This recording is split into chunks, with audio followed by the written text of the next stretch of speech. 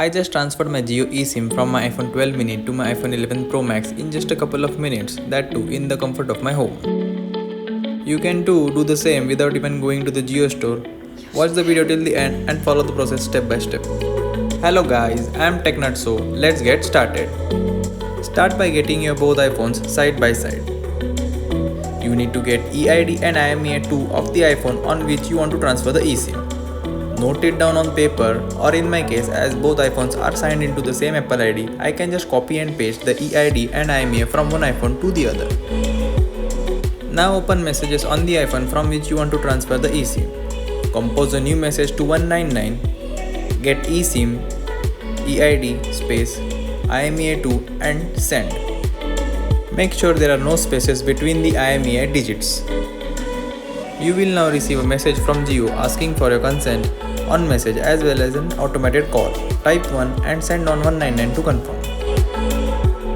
Now that you have provided your consent on the message, you will receive a call. Answer the call and press 1 and the call will be automatically disconnected.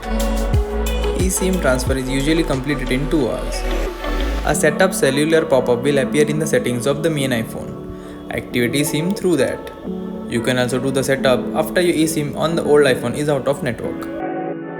Another way to set up the eSIM is by scanning the barcode which is sent to your registered email.